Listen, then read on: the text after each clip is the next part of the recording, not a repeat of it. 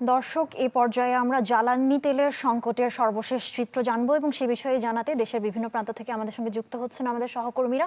শুরুতেই আমরা চলে যাব বাগেরহাটে এবং লালমনিরহাটে। সেখান থেকে আমাদের সঙ্গে যুক্ত হয়েছেন আমাদের সহকর্মী। বাগেরহাট থেকে আছেন আরিফুল ইসলাম এবং লালমনিরহাটে আছেন মাহফুজ বকুল। শুরুতে আমরা যেতে চাই বাগেরহাটে আরিফুল ইসলামের কাছে।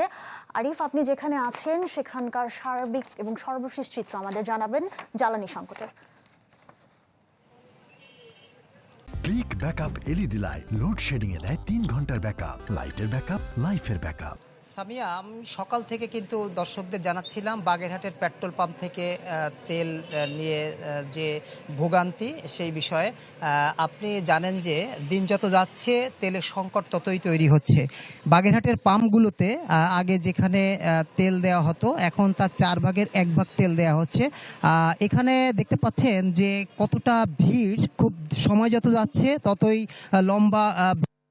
এখানে যারা গ্রাহক আছে তাদের রাত 2টা থেকে শুরু করে 3টা থেকে শুরু করে ফজরের নামাজেও কিন্তু ফজরের নামাজ পড়েও কিন্তু অনেকে এসে এখানে লাইন দিয়েছে তেল নেওয়ার জন্য। পাম্প থেকে 200 টাকার বেশি তেল দিচ্ছে না।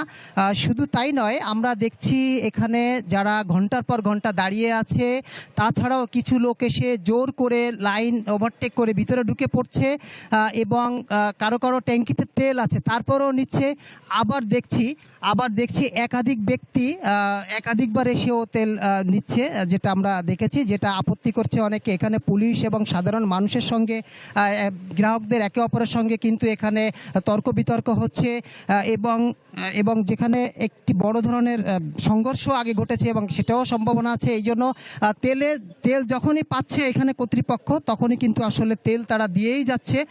বাট এখানে ক্রেতা যারা তারা এই সংকটটা তৈরি করছে, বিশৃঙ্খলা ঘটাচ্ছে। আর এখানে মালিক কর্তৃপক্ষ যেটা বলছে যে আমরা ডিপো থেকে যে তেল পাচ্ছি সেটা এনে কিন্তু আমরা গ্রাহকদের মাঝে দিচ্ছি। তো এই ছিল বাগেরহাট থেকে আপাতত তেলের পাম্প থেকে সর্বশেষ খবর। এই মুহূর্তে আমরা চলে যেতে চাই একটু রংপুরে। সেখানে আছেন আমাদের সহকর্মী ফখরুল শাহিন। ফখরুল,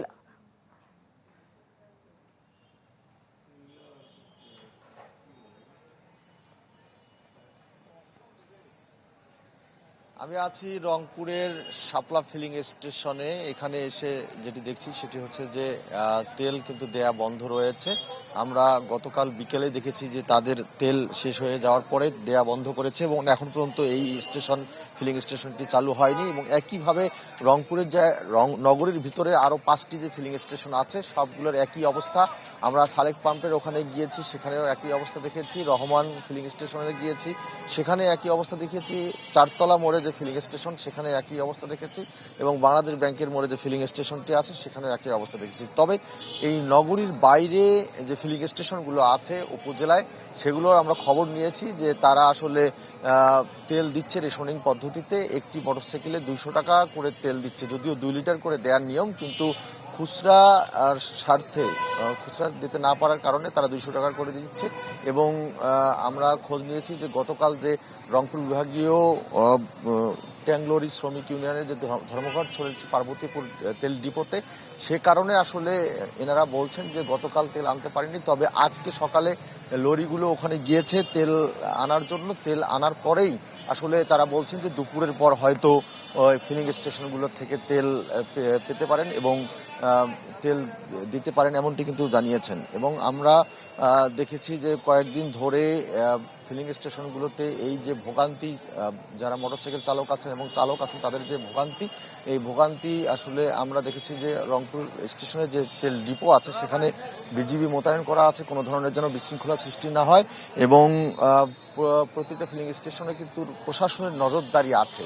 আমরা রংপুরে আসলে গত 7 দিনে তেমন কোনো বিশৃঙ্খলার খবর পাইনি। তবে চালকদের যে অভিযোগ সেটি হচ্ছে যে এমনিতে আসলে মোটরসাইকেল চালকরা মোটরসাইকেলে তেল পাচ্ছেন না, গাড়িতে প্রাইভেট কারে তেল পাচ্ছেন না, তার উপরে বোতলে এবং অসৎ উপায়ে আসলে তেল সরবরাহের একটি অভিযোগ কিন্তু আমরা পাচ্ছি বিভিন্ন ফিলিং স্টেশনে যারা আসছেন তেল নিতে তাদের থেকে। এবং সেটিও তদারকি করছে প্রশাসন এবং উপজেলা শহরগুলো যেখানে আমরা খোঁজ নিয়েছি সেখানেও আসলে ইউনিয়ন পর্যায়ের উপজেলার প্রশাসনের পক্ষ থেকেও কিন্তু সেখানে তদারকি চলছে। কোনো ধরনের বিশৃঙ্খলা যেন না হয় এই তেল নিতে এসে, সেজন্য কিন্তু রংপুরে তদারকি চলছে প্রশাসনের পক্ষ থেকে। তো এই ছিল এখানকার সর্বশেষ। ফখরুল, আপনাকে ধন্যবাদ। আমরা একটু আগে লালমনিরহাটে সংযোগ বিচ্ছিন্ন হয়ে গেছিল, তবে আমরা আবারও যুক্ত হতে পেরেছি আমাদের সহকর্মী মাহফুজ বকুলের সঙ্গে। মাহফুজ, আপনি যেখানে আছেন সেখানকার জ্বালানি সংকটের সার্বিক পরিস্থিতি আমাদের জানাবেন।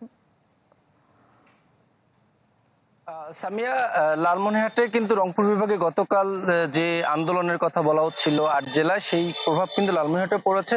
যদিও বা আন্তর্জাতিক যে বৈশ্বিক জ্বালানি সংকটে তার প্রভাব কিন্তু বেশ কিছুদিন ধরে জেলায় চলছিল। গতকালকে যেহেতু আবার ধর্মঘটের ডাক দেওয়া হয়েছিল, যদিও বা ৯ ঘন্টা পরে সেই ধর্মঘট তুলে নেওয়া হয়েছে, সেই প্রভাব কিন্তু আজকে পড়েছে। গত এক সপ্তাহ আমরা যেটি চিত্র দেখেছি যে জেলার বিভিন্ন পাম্পগুলোতে 200 টাকার বেশি কিন্তু তেল দেওয়া হচ্ছিল না। সেখানে পুলিশ মোতায়েন থাকতো এবং প্রশাসনের লোকজন কিন্তু সার্বক্ষণিক উপস্থিত থাকতো। সিরিয়াল ধরে বাইকার এবং যাদের তেল প্রয়োজন তারা কিন্তু তেল নিত। কিন্তু আজকে কিন্তু গতকালকেও আমি যে পাম্প রয়েছি, এটা আদিতমারির ফাতেমা ফিলিং স্টেশন, গতকালকে 9টা থেকে একদম সন্ধ্যা পর্যন্ত এখানে তেল দেওয়া হয়েছে সিরিয়াল করে 200 টাকা করে, এর বেশি আসলে দেওয়া হয় না।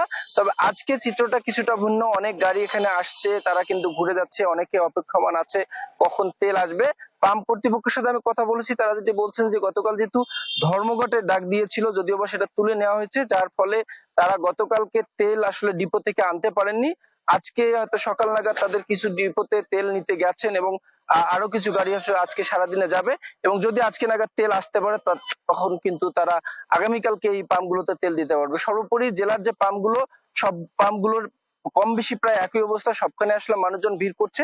এবং একটি বিষয় বলে রাখি, এই পাম্পগুলোতে কিন্তু গভীর রাত পর্যন্ত উৎসুক মানুষজন, যাদের আসলে তেল প্রয়োজন, তারা আসছেন, তারা তেল সংগ্রহ করছেন। আমরা বিভিন্ন সময় দেখেছি রাত 3টা-4টা পর্যন্ত আসলে অনেক অপেক্ষা করছেন, করে তেল নিচ্ছেন। এবং যেহেতু সংকট জাতীয়ভাবে রয়েছে, সেই সংকট কাটিয়ে ওঠার চেষ্টায় প্রশাসন আসলে সর্বক্ষণিক পাম্পগুলোতে মোতায়েন রয়েছে এবং যাতে কোনো গোলযোগ না হয় সেদিকে তারা খেয়াল রাখছেন। সামিয়া। মাহফুজ, আপনাকে ধন্যবাদ।